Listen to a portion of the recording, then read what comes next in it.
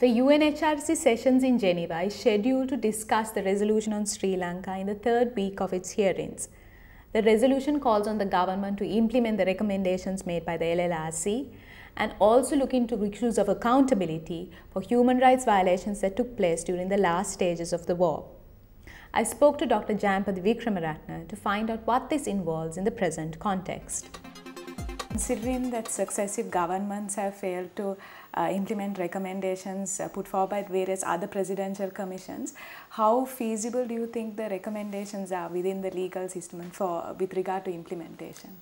Firstly, the LLRC was appointed by the government to come out with a kind of a homegrown response to what happened during the last stages of the war and also to the ethnic problem in general. The government made much of the fact that it is a homegrown commission, right? Unlike the Darusman committee, which was a UN appointed body.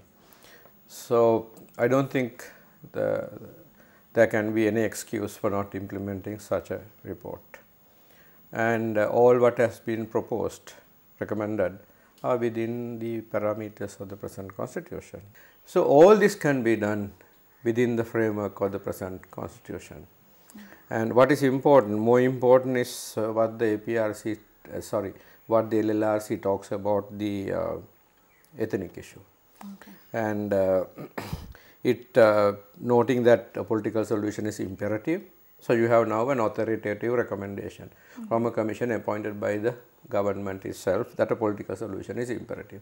This is an answer to people who say there is no political solution needed because there is no political problem. But fortunately, the commission has thought otherwise. It says everybody speaks about it, though there is no agreement about the diagnosis of the prescription. And it has also recommended that lessons learned from the shortcoming of the provincial council system be taken into account in going forward. So there are there are several reports, evaluation reports. I can tell you about one.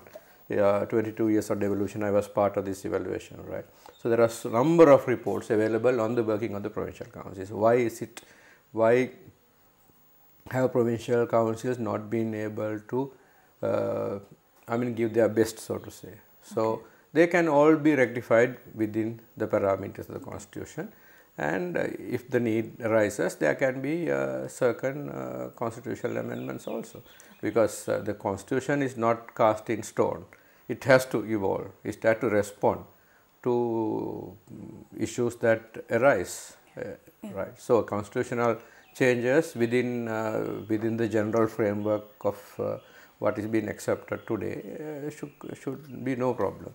Now, but what is important is that the responsibility of arriving at a solution has been placed squarely on the government. The commission says that to this end, and this is important, government must take the initiative to have a serious and structured dialogue with all political parties, including those representing the minorities in particular, based on a proposal containing the government's own thinking on the form and content of the dialogue process envisaged. I think that is the most important thing, because unfortunately the present government, or rather the leadership of the main party in the government, I am not saying SLFP. SLFP used to have a clear position on devolution, but the present leadership does not appear to have a clear position. So what is important is for the leadership of the SLFP to make up its mind as to what has to be done, and then lead the process of finding a solution acceptable to all the communities and across the political divide. So you mentioned, sir, that these recommendations can be implemented within the legal parameters of the existing system. Do you think that within the past couple of months that the leadership has shown enough political will that it would mean? No, the messages coming from the political leadership are quite discouraging. I thought the LLRC, as soon as the LLRC report is published, that the government would make not only a commitment but show the country that it is serious about implementing it. There are many statements to the effect that it will be implemented, and then of course some people say this has to be studied, it has to take it, or it will take a very long time. So there are negative statements also coming, but I haven't seen any action, any concrete action on the ground. So within the recommendations that the LLRC has put forward, they've also commented, or they've mentioned the fact that there should be a thorough investigation into alleged disappearances. How do you see this mechanism taking place for it to be addressed without independently, for it to be addressed independently? Yes, some fact-finding mechanism will have to be set up. I mean, there is no point in asking the army to have its own court of inquiry. I mean, that such a mechanism is not credible, because the accuser, the people who are accused are also from the armed forces, rightly or wrongly, right? So it is best to have an independent commission.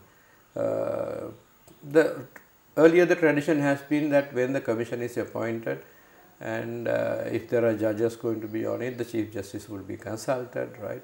And I think one should go further and probably consult the opposition parties and appoint people who have credibility, and because some people, the moment some people's names are mentioned, right, for rightly or wrongly, there is a perception that this is going to be a whitewash. So that should be avoided. So the LLRC has stated that if the government fully implements all the recommendations, that there needn't be any international mechanism brought in. So, but however, certain groups, the International Committee and also certain groups have felt that the LLRC falls short. Do you think that the recommendations fall short of proper? LLRC recommend, it depends on the perception, right? I find that among the Sinhalese there is general acceptance of the LLRC, but among the Tamils it is different. I have spoken to anti-LTT Tamils, Tamils who are on the left, right, for example. They also think that there has been, that they are not very happy. They would have expected a more forthright report. But having said that, the LLRC is not the final word. They themselves say that the matter has to be gone into, and they have given in the appendix, they have set out the evidence given by various people who came and complained.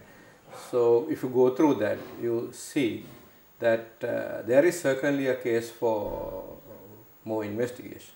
Okay. So as one last and final question, sir, what do you think are the main sort of challenges that lie ahead with regard to implementing the recommendations? The main problem is the political will. The political will of the government. If the government has a political will and it has not exhibited that political will so far, I hope things change. Okay. And they must be bold enough to take decisions and tell the people, and I am sure the large majority of the people of Sri Lanka are, for example, for a political solution. I mean, all opinion polls show that. It is a myth to say that the Sinhala people are against devolution. No.